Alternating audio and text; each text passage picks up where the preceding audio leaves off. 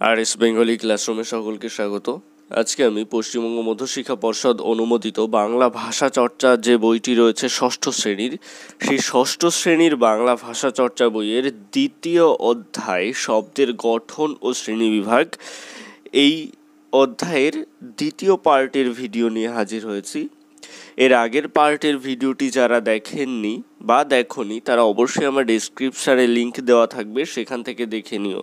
তো শব্দের গঠন ও শ্রেণীবিভাগ, এটির গঠনগত যে দুটি দিক রয়েছে, যৌগিক শব্দ, সাধিত শব্দ, এই পর্যন্ত আমরা আগের ভিডিওতে কমপ্লিট করেছিলাম। এটা 10 নম্বর পেজ। তো আজকে আমাদের যে আলোচ্য বিষয় সেটি হলো শব্দের অর্থগত শ্রেণী। আজকে আমাদের আলোচ্য বিষয় কি?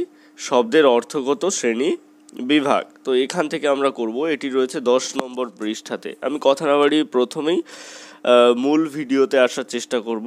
সাধারণত ভিডিওগুলো একটু বড় হয়, তো সেক্ষেত্রে সকলের কাছে রিকোয়েস্ট করব প্রথম থেকে একদম শেষ পর্যন্ত দেখবে। আমি বই থেকেই খুঁটিয়ে খুঁটিয়ে গুরুত্বপূর্ণ তথ্যগুলি বলে দেবো, তোমরা অবশ্যই খাতায় লিখে নেবে বা দাগিয়ে নেবে।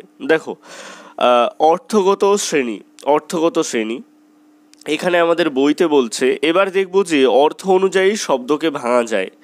এইভাবে ভাগ করে শব্দের আরও 3টি শ্রেণীর কথা বলা হয়। এখানে আরেকটি নতুন শব্দ জানবো, সেটা হলো শব্দের ব্যুৎপত্তিগত অর্থ। এই ব্যুৎপত্তিগত অর্থটা কি? ব্যুৎপত্তি শব্দের অর্থ হচ্ছে প্রকৃতি প্রত্যয় দ্বারা বিশ্লেষণাদির দ্বারা শব্দের গঠন নির্ণয়।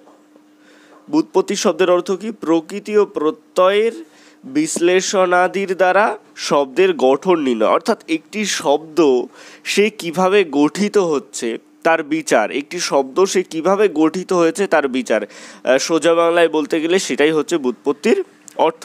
ইংরেজিতে একে বলে এটিমোলজিক্যাল মিনিং, বা বিষয়টিকে বলে এটিমোলজি। সাধিত শব্দের তাহলে ইংরেজিতে ব্যুৎপত্তিকে কি বলে? এখান থেকে কিন্তু আমরা জানতে পারছি যে এটিমোলজিক্যাল মিনিং বা বিষয়টিকে বলে এটিমোলজি। ব্যুৎপত্তিকে ইংরেজিতে বলে কি? এটিমোলজি। এটি শর্ট কোশ্চেন হিসেবে তোমরা মুখস্থ করে রাখতে পারো। তো সাধিত শব্দের মূল অংশ এবং সংযুক্ত খণ্ড অংশগুলিকে যেভাবে ভেঙেছিলে তার সাহায্যে সেই শব্দটির যে উৎপত্তি বোঝা যায় তাকে বলে ব্যুৎপত্তি। দেখো, এখানে কথায় কথায় একটি সহজ সরল সংজ্ঞা দেওয়া হচ্ছে। আমরা তো সাধিত শব্দ পড়েছি, সাধিত শব্দ বা যৌগিক শব্দ, অর্থাৎ যে শব্দগুলিকে ভাঙা যায়। এবার সেই সাধিত শব্দের মূল অংশকে বা সংযুক্ত খণ্ডকে আমরা যখন ভাঙছি, এবার ভাঙার পরে ওই শব্দটির যে উৎপত্তি বোঝা যাচ্ছে, যে শব্দটি কি আর কিসের সাথে কি জুড়ে এই শব্দটি তৈরি হয়েছে। তো এই যে উৎপত্তিটা আমরা পাচ্ছি সেটাই হচ্ছে ব্যুৎপত্তি। সেটাই হচ্ছে কি? ব্যুৎপত্তি। ব্যুৎপত্তি কি জিনিস আমি একটি উদাহরণ দিয়ে বোঝাচ্ছি। ধরো, পট ধাতু, আমরা ধাতু শব্দ যোগে যৌগিক শব্দ পড়েছি। তো পট ধাতুর সাথে অক যুক্ত করা হলো। দেখো, পট ধাতুর সাথে অক যুক্ত করে আমাদের কি হয়েছে? পাঠক। পট ধাতুর সাথে অক যুক্ত করে আমাদের কি হয়েছে? পাঠক। এই যে যৌগিক শব্দের ক্ষেত্রে আমরা যে পাঠককে ভেঙে আমরা কি পেলাম? পট ধাতু পেলাম এবং অক পেলাম। এই পট শব্দের অর্থ হচ্ছে পাঠ করা বা পড়া, আর অক বলতে বোঝায় কর্তৃত্ব, অর্থাৎ কর্তা, যিনি এই কাজটি করছেন।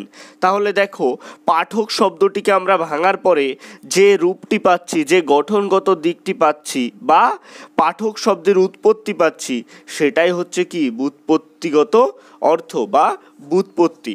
বোঝা গেল তো? তাহলে আমরা যৌগিক শব্দের ক্ষেত্রে যে শব্দগুলিকে ভাঙি, যৌগিক শব্দের ক্ষেত্রে বা সাধিত শব্দের ক্ষেত্রে কোনো শব্দকে যখন ভাঙা হয়, ভাঙলে তার উৎপত্তি বোঝা যায়। অর্থাৎ সেই শব্দটি কিভাবে সৃষ্টি হয়েছে, এই পাঠক শব্দটি এখানে কিভাবে সৃষ্টি হয়েছে আমরা কিন্তু ভাঙলে বুঝতে পারছি যে পট ধাতুর সাথে অক প্রত্যয় যুক্ত করে কিন্তু পাঠক হয়েছে। তো এই যে ভাঙলে যে আমরা উৎপত্তিটা পাচ্ছি সেটাকেই বলা হচ্ছে ব্যুৎপত্তি। বোঝা গেল তো? সেভাবে শব্দটির যে অর্থ জানা যায় তাকে বলে ব্যুৎপত্তিগত অর্থ, এবং আমরা ভাঙার পরে এর যে অর্থ জানতে পারছি সেটা হচ্ছে ব্যুৎপত্তিগত অর্থ। ভাঙলে সেটার যে উৎপত্তিটা আমরা বুঝতে পারছি সেটা হচ্ছে ব্যুৎপত্তি, আর এই উৎপত্তিরও যে অর্থ থাকে সেটাকে বলা হচ্ছে ব্যুৎপত্তিগত অর্থ। বোঝা গেল? তোমরা খাতায় লিখে নিতে পারো। তাহলে আরেকবার বলে দিই যে যে ব্যুৎপত্তি কী জিনিস। বলছে সাধিত শব্দের মূল অংশ এবং সংযুক্ত খণ্ড অংশগুলি যেভাবে ভেঙেছিলে তার সাহায্যে সেই শব্দটির যে উৎপত্তি বোঝা যায় তাকে বলা হয় ব্যুৎপত্তি। আর ব্যুৎপত্তি থেকে যে অর্থ জানা যায় তাকে বলা হচ্ছে ব্যুৎপত্তিগত অর্থ। ব্যুৎপত্তিগত অর্থ বলতে আদি অর্থ বা মূল অর্থকেও বোঝানো যেতে পারে, অর্থাৎ শব্দটি সৃষ্টির সময় তার কি অর্থ ছিল বা মূল কি অর্থ ছিল তাকেও বোঝানো হয়। কিন্তু অনেক সময় দেখা যায় যে শব্দটি সৃষ্টির সময় যে অর্থ ছিল পরবর্তীতে সেই শব্দটির মানে বা অর্থ বদলে যায়, তো সেটিকে বলা হয় প্রচলিত অর্থ বা ব্যবহারিক অর্থ। সেগুলি আমরা পড়ব। এবার দেখো এখানে লেখা রয়েছে, এবার এই ব্যুৎপত্তিগত অর্থ আর প্রচলিত অর্থ এই দুটির মধ্যে 3 রকমের সম্পর্ক আছে। শব্দগুলিকে 3 রকমের শ্রেণীতে ভাগ করা হয়েছে। এই ভাগগুলির বৈশিষ্ট্য, এখানে বিভিন্ন ভাগ রয়েছে। এই ভাগটি এই ছকটি মূলত কিসের ছক? দেখা যাচ্ছে যে বিভিন্ন শব্দ সৃষ্টির সময় যে অর্থে ব্যবহৃত হতো, অর্থাৎ শব্দটি যখন সৃষ্টি হয়েছে তখন যে অর্থে ব্যবহৃত হতো এখনকার বর্তমান সময়ে আর সেই অর্থে ব্যবহার করা হয় না, অন্য অর্থে ব্যবহৃত হয়।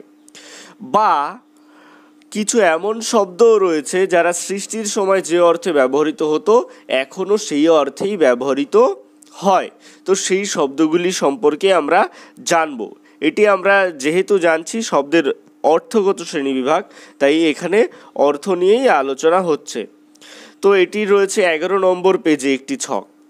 আমাদের এখানে 3টে ভাগ করেছে, শব্দের শ্রেণী, শব্দের বৈশিষ্ট্য এবং একটি করে উদাহরণ। দেখো, অপরিবর্তিত যৌগিক শব্দ। অপরিবর্তিত যৌগিক শব্দ কাকে বলে? এই জাতীয় সাধিত শব্দগুলির ব্যুৎপত্তিগত অর্থ ও প্রচলিত অর্থ একই রয়েছে। অর্থাৎ যে শব্দগুলি অপরিবর্তিত যৌগিক শব্দ কাকে বলে তোমরা খাতায় লিখে নিতে পারো। অপরিবর্তিত যৌগিক শব্দ কাকে বলে? বলছে যে শব্দগুলি ব্যুৎপত্তির সময় বা সৃষ্টির সময় যে অর্থে ব্যবহৃত হতো, যে শব্দগুলি সৃষ্টির সময় বা ব্যুৎপত্তির সময় যে অর্থে ব্যবহৃত হতো এখনও সেই অর্থেই ব্যবহৃত হয় তাকে বলা হচ্ছে অপরিবর্তিত যৌগিক শব্দ। অর্থাৎ তার ব্যুৎপত্তির সময় থেকে এখনকার প্রচলিত সময়ে তার অর্থের কোনো পরিবর্তন হয়নি, তাকে বলা হয় অপরিবর্তিত যৌগিক শব্দ। যেমন পাঠক। পাঠক শব্দটির গঠন কিভাবে হয়েছে? পট ধাতুর সাথে অক প্রত্যয় যুক্ত করে পাঠক হয়েছে। পট হলো পাঠ করা বা পড়া এবং অক বলতে কর্তৃত্ব বোঝায়। এর মানে হলো পাঠকর্তা বা যিনি পাঠ করেন। তাহলে পাঠক শব্দের মানে হচ্ছে পাঠকর্তা বা যিনি পাঠ করেন। এটি হচ্ছে এর ব্যুৎপত্তিগত অর্থ। সুতরাং ব্যুৎপত্তিগত অর্থ যা ছিল প্রচলিত অর্থ অর্থাৎ এখনকার প্রচলিত অর্থ কিন্তু একই রয়েছে, এটা পাঠকের ক্ষেত্রে।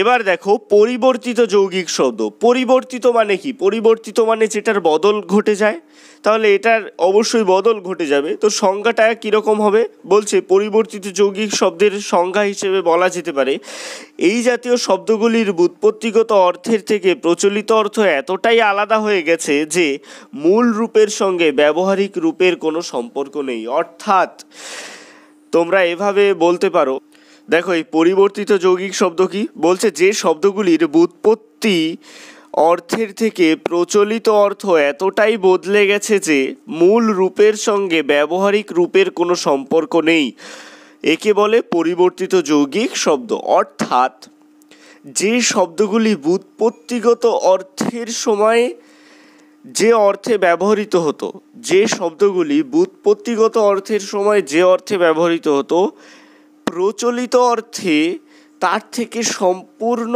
আলাদাভাবে ব্যবহৃত হয়। অর্থাৎ প্রচলিত সময়ে সেই ব্যুৎপত্তিগত অর্থের থেকে সম্পূর্ণ আলাদা একটি অর্থে ব্যবহৃত হয়, তাকে বলা হয় পরিবর্তিত যৌগিক শব্দ।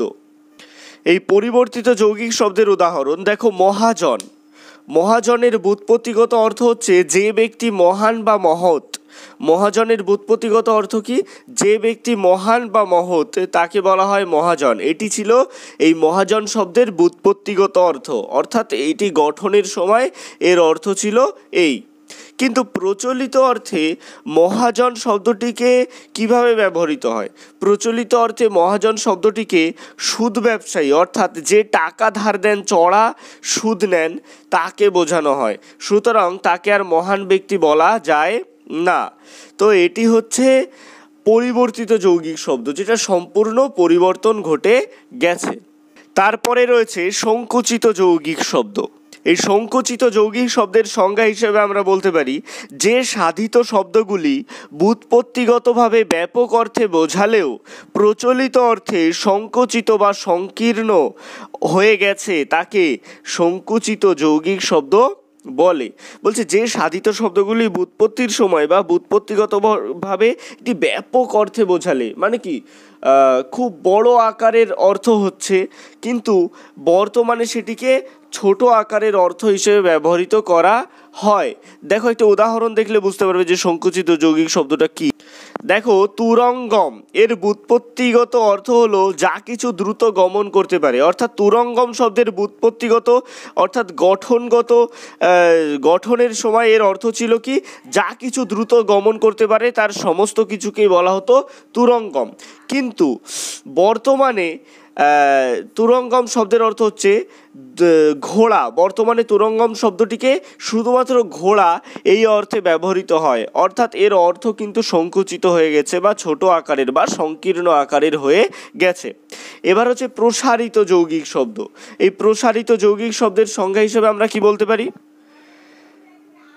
যে শব্দগুলি ব্যুৎপত্তিগত অর্থের গণ্ডি ছাড়িয়ে প্রচলিতভাবে আরও ব্যাপক অর্থে ব্যবহৃত হয় তাকে বলে প্রসারিত যৌগিক শব্দ। অর্থাৎ যে শব্দগুলি ব্যুৎপত্তির সময় বা গঠনের সময় যে অর্থে ব্যবহৃত হতো তার থেকে আরও বৃহত্তর ক্ষেত্রে এখন সেই শব্দটিকে ব্যবহৃত হয় অর্থের ক্ষেত্রে, তাকে বলা হয় প্রসারিত যৌগিক শব্দ। তো এর একটি উদাহরণ দিলে বোঝা যাবে যে প্রসারিত যৌগিক শব্দ কি। দেখো, গাং।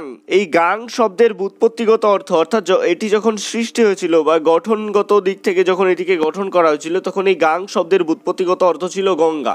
গাং শব্দের ব্যুৎপত্তিগত অর্থ কি ছিল? গঙ্গা। কিন্তু এর অর্থ প্রসারিত হওয়ায় এর অর্থ আরও বৃহত্তর ক্ষেত্রে ব্যবহৃত হয়। এখন যে কোনো নদীকেই বলা হয় গাং। এখন যে কোনো নদীকেই বলা হয় গাং। তো এটি হয়েছে অর্থের প্রসার। দেখো, তারপরে 12 নম্বর পৃষ্ঠাতে আমাদের একটি ছক রয়েছে। এই ছকটি আমি খুব সুন্দর করে বলে দিচ্ছি, তোমরা সেভাবে পড়ে নেবে। যদি কারো কোথাও কোনো অসুবিধা হয় অবশ্যই আমাকে কমেন্ট বক্সে জানাতে পারো। দেখো, এখানে একটি শব্দ দেওয়া রয়েছে, তার ব্যুৎপত্তিগত অর্থ, অর্থাৎ সেটি যখন গঠন হয়েছিল তখন তার কি অর্থ ছিল, আর এখন অর্থাৎ এই প্রচলিত সময় তার কি অর্থ রয়েছে এবং এটি কোন শব্দ শ্রেণীর মধ্যে পড়বে। দেখো, প্রথম উদাহরণ হচ্ছে অন্ন। অন্ন শব্দটির ব্যুৎপত্তিগত অর্থ ছিল, অর্থাৎ এটি যখন গঠিত হয়েছিল এই শব্দটি তখন এর অর্থ ছিল যে কোনো খাদ্যবস্তু। তাহলে অন্ন শব্দটির ব্যুৎপত্তিগত অর্থ ছিল কি? যে কোনো খাদ্য বস্তু। আর প্রচলিত অর্থে অন্নকে কি অর্থে ব্যবহৃত করা হয়? ভাত। প্রচলিত অর্থে অন্নকে ভাত অর্থে ব্যবহৃত করা হয়। তাহলে এটি শব্দের কোন শ্রেণী হলো? যৌগিক সংকুচিত। এটি কি হলো? যৌগিক সংকুচিত। এইভাবে বিভিন্ন উদাহরণ রয়েছে, তোমরা অবশ্যই এই ছকটি পড়ে নেবে। দেখো, 12 পৃষ্ঠার নিচের দিকে একটি শাখা চিত্র অঙ্কন করা হয়েছে। বলছে শাখা চিত্রটি কি? শব্দের গঠনগত অর্থগত শ্রেণীবিভাগ। যদিও এখানে অর্থগত শ্রেণীবিভাগটি নেই, শুধুমাত্র গঠনগত শ্রেণীবিভাগটি রয়েছে। দেখো, শব্দের দুটো শ্রেণী, সাধিত শব্দ বা যৌগিক শব্দ আর সিদ্ধ শব্দ বা মৌলিক শব্দ। আর এই সাধিত শব্দ বা যৌগিক শব্দের আবার 3টি ভাগ: পরিবর্তিত সাধিত শব্দ, অপরিবর্তিত সাধিত শব্দ আর সংকুচিত সাধিত শব্দ। তারপরে আমাদের 13 নম্বর পেজে রয়েছে সংখ্যাবাচক শব্দ। 3 দাগে দেখো রয়েছে সংখ্যাবাচক শব্দ। এই সংখ্যাকে যে শুধুমাত্র আমরা অঙ্ক করার ক্ষেত্রে ব্যবহার করি তা কিন্তু নয়। আমরা সংখ্যা যে দিন, বছর, মাস, জিনিসপত্রের দাম, কোনো কিছুর পরিমাণ, দূরত্ব, কোনো কিছুর ওজন, বয়স, এগুলো বলার জন্য কিন্তু আমরা সংখ্যার ব্যবহারটা অবশ্যই করি আমাদের ভাষার ক্ষেত্রে, বাংলা ভাষার ক্ষেত্রে বা অন্যান্য ভাষার ক্ষেত্রেও কিন্তু কম বেশি ব্যবহৃত হয়। কিন্তু আমরা বাংলা ভাষার ক্ষেত্রে ক্ষেত্রে কিন্তু সংখ্যাকে নিজেদের মতন করেও বদলে নিয়েছি ব্যবহার করার জন্য। যেমন 1, 2, 3 এই শব্দগুলিকে কিন্তু আমরা ব্যবহার করি। আরও সংখ্যাবাচক শব্দ রয়েছে। তো এই সংখ্যাবাচক শব্দের সংজ্ঞা বা সংখ্যাবাচক শব্দ কাকে বলে তার সংজ্ঞাটা এখান থেকে তোমরা অবশ্যই লিখে নিতে পারো। বলছে সংখ্যা চিহ্ন ব্যবহারের সঙ্গে সংখ্যা লিখলেও আমরা সেই সংখ্যাগুলিকে যেসব নাম দিয়েছি সেগুলি বিশুদ্ধ গণনা সংখ্যা কিংবা ভগ্নাংশ, সব ক্ষেত্রেই নামবাচক শব্দগুলিকে সংখ্যাবাচক বা সংখ্যাবাচক শব্দ বলা হয়। এটা তোমরা নিজেদের মতন করে বানিয়েও লিখতে পারো যে সংখ্যাবাচক চিহ্ন ব্যবহার করে সংখ্যা লিখলেই, সংখ্যা চিহ্ন ব্যবহার করে সংখ্যা লিখলেই, এখানে লিখলেই সব ক্ষেত্রেই নামবাচক শব্দগুলিকে সংখ্যা শব্দ বা সংখ্যা শব্দ বলা হয়। তোমরা এইটুকুও লিখতে পারো সংজ্ঞা হিসেবে। তো এই সংখ্যা শব্দগুলিকে কয়েকটি ভাগে ভাগ করা যায়। বলছে বিশুদ্ধ শব্দ সংখ্যা। বিশুদ্ধ শব্দ সংখ্যা বলে যে বাংলায় 1 থেকে 100 পর্যন্ত প্রত্যেকটি শব্দের নাম আলাদা। বাংলায় 1 থেকে 100 পর্যন্ত প্রত্যেকটি শব্দের নাম আলাদা। তো শূন্য শব্দ নামটিকে এর আগে উল্লেখ করা যায়, তারপরে 100-র পরে আসে হাজার, লক্ষ, কোটি, এগুলি ধরা। অযুত, নিযুত, দেখো হাজার, লক্ষ, কোটি ওই পাশের পেজে রয়েছে। তারপরে রয়েছে অযুত, নিযুত শব্দ দুটির প্রচলন থাকলেও এখন আর নেই। তো সেই ক্ষেত্রে বিশুদ্ধ শব্দ সংখ্যা হচ্ছে 104টি। বিশুদ্ধ শব্দ সংখ্যা কটি? 104টি। এই শব্দ সংখ্যার মধ্যে কিন্তু বিভিন্ন রকমের শব্দ সংখ্যা পড়ে। দেখো কিছু উদাহরণ দেওয়া রয়েছে। দেখো 30-এর ঘরে 40, 30, 40, 50, 60 এরকমভাবে বলতে গেলে যে 1 থেকে 100 পর্যন্ত যে সমস্ত আলাদা আলাদা নাম রয়েছে এইগুলো সমস্তই কিন্তু শব্দ সংখ্যার মধ্যে পড়বে। আবার কিছু শব্দ সংখ্যা রয়েছে যেগুলোকে আমরা নিজেদের মতন করে বদলে নিয়েছি। যেমন উনো। এই উনো কথাটির মানে হচ্ছে কিছুটা কম বা কিছুটা বেশি। এই উনো শব্দটা কিন্তু আমরা কিছুটা কম বা কিছুটা বেশি অর্থে ব্যবহার করি। সাধারণত কিছুটা কম অর্থেই বেশি ব্যবহৃত হয়। দেখো 59 মানে হচ্ছে 60-এর চেয়ে কম। 59 মানে হচ্ছে কি 60-এর চেয়ে কম। সেইভাবে যদি আমি বলি 29, 39, 49 সমস্ত কিছুতেই কিন্তু এক এক করে কম। তো এই উনো শব্দটিকে কিন্তু আমরা নিজেদের মতন করে ব্যবহার করে নিয়েছি। ভগ্নাংশিক শব্দ সংখ্যা বা সংখ্যা শব্দ, ভগ্নাংশিক সংখ্যা শব্দ, এগুলো হচ্ছে ভগ্ন শব্দ সংখ্যা যেগুলি দিয়ে কিন্তু বিভিন্ন অর্থ বোঝানো হয়। যেমন আধা আধা, সাড়ে, তেহাই, দেড়, আড়াই এগুলি দিয়ে বাংলায় কিন্তু বিভিন্ন অর্থ বোঝানো হয়। আধা আধা অর্থাৎ আধলা বা অর্ধেক বোঝানো হয়। যেমন আধখানা, আধ পাগল, এগুলো কিন্তু আধ অর্থে ব্যবহার করছে। আধ পাগল শব্দটার কিন্তু মানে আলাদা, কিন্তু দেখো এই আধ শব্দটা কিন্তু একটি শব্দ সংখ্যা। তারপরে সাড়ে, দেখো সাড়ে শব্দটিকে যেমন আমরা 4.5 ঘন্টা অর্থাৎ 4 ঘন্টা এবং 1 ঘন্টার অর্ধেক হচ্ছে 4.5 ঘন্টা। 8.5 টাকা, 8 টাকা এবং 1 টাকার অর্ধেক হচ্ছে 8.5 টাকা। তো এইটা হচ্ছে এগুলো কিন্তু সব ভগ্নাংশিক শব্দ সংখ্যা। তেহাই হচ্ছে 3 ভাগের 1 ভাগ। দেড় হচ্ছে একের সাথে আরও একের অর্ধেক হচ্ছে দেড়। আর আড়াই হচ্ছে 2-এর সাথে আরও একের অর্ধেক হচ্ছে আড়াই। দেখো পোয়া, শিকে, সিকি, পৌনে, সওয়া, ছটাক এই সমস্তই কিন্তু এক একটি ভগ্নাংশিক সংখ্যা শব্দ। তারপরে রয়েছে গুণিতক সংখ্যা শব্দ, অর্থাৎ গুণ করে আমরা যে সংখ্যা শব্দগুলিকে ব্যবহার করি গুণিতক হিসেবে। যেমন আমরা যদি বলি ডবল খুশি, 4 ডবল দাম, 3 ডবল পয়সা, এই যে ডবল করে দেওয়া হলো, গুণ করে দেওয়া হলো, তো এগুলি হচ্ছে গুণিতক সংখ্যা শব্দ, যেগুলির আরও নানা বৈশিষ্ট্য রয়েছে। এগুলি অবশ্যই তোমরা পড়ে নেবে। অনির্দেশক সংখ্যা শব্দ হচ্ছে যেটি নির্দিষ্ট কোনো সংখ্যা বোঝাচ্ছে না, একটি অনির্দিষ্ট সংখ্যা বোঝাচ্ছে, অর্থাৎ একটি আন্দাজ করে, মোটামুটি একটা আন্দাজ করে কোনো সংখ্যা বোঝাচ্ছে, সেটা হচ্ছে অনির্দেশক সংখ্যা শব্দ। যেমন বলা যেতে পারে যে খান পাচেক, তারপরে 10 হাত, কিন্তু হাত দশেক। 10 হাত মানে কি 10টা হাত, কিন্তু হাত দশেক শব্দের অর্থ হচ্ছে মানে মোটামুটি 10 হাত হবে এইরকম। ফুট 4 অর্থাৎ মোটামুটি 4 ফুট হবে এরকম। যে বলছে বক্তা সে কিন্তু সুনির্দিষ্টভাবে বলছে না যে 4 ফুট, মাইল খানেক, মানে কি প্রায় 1 মাইলের কাছাকাছি এইরকম একটা ব্যাপার। সেটা কমও হতে পারে, বেশিও হতে পারে। তো এইগুলোই হচ্ছে অনির্দেশক সংখ্যা শব্দ। তারপরে আসি পূরণবাচক শব্দে। বলছে সংখ্যা শব্দগুলি সবই ছিল এক একটি নাম। এই জাতীয় সংখ্যা শব্দ থেকে যখন কোনো নির্দিষ্ট স্থান বা ক্রম বোঝায়, আমরা যথাক্রমে শব্দটা শুনেছি, ক্রম বলতে যেগুলি পরপর আসে, তো এইরকম যখন কোনো ক্রম বোঝায় তখন সংখ্যা শব্দের যে বৈশিষ্ট্য প্রকাশ পায় সেগুলিকে বলা হয় পূরণবাচক শব্দ। সেগুলিকে বলা হয় কি পূরণবাচক শব্দ। দেখো উদাহরণ দিলে খুব সহজভাবে বোঝা যায়, যেমন প্রথম, দ্বিতীয়, তৃতীয়, চতুর্থ, ষষ্ঠ, সপ্তম, এগুলি কিন্তু ক্রমে আসছে, পরপর আসছে। দেখো তারপরে বাংলা মাস ও তিথির দিন গণনার সূত্রে এমন কয়েকটি সংস্কৃত পূরণ শব্দের ব্যবহার চলে, যেমন দুর্গাপুজোর সময় বলে পঞ্চমী, ষষ্ঠী, সপ্তমী, অষ্টমী, নবমী, এগুলি কিন্তু ক্রম অনুযায়ী আসছে। এগুলি সমস্তই হচ্ছে কি পূরণবাচক শব্দ। পূরণবাচক সংখ্যা শব্দের আরও বেশ কিছু উদাহরণ এখানে রয়েছে, যেমন তম শব্দ যুক্ত করে পূরণবাচক শব্দ তৈরি করা হচ্ছে। দেখো এখানে একাদশতম, পঞ্চাশোত্তম, শততম, এগুলি সমস্তই কিন্তু পূরণবাচক শব্দ। তারপরে আরও বেশ কিছু উদাহরণ রয়েছে, সেগুলো তোমরা পড়ে নেবে। দেখো এখানে একটি গুরুত্বপূর্ণ কথা বলা হয়েছে যে সংখ্যাবাচক শব্দ এক ছাড়া সব ক্ষেত্রে বহুবচন প্রকাশ করে, কিন্তু পূরণবাচক শব্দ সব ক্ষেত্রেই কিন্তু এক বচন প্রকাশ করে। তো এটাই ছিল আজকের সম্পূর্ণ ভিডিও।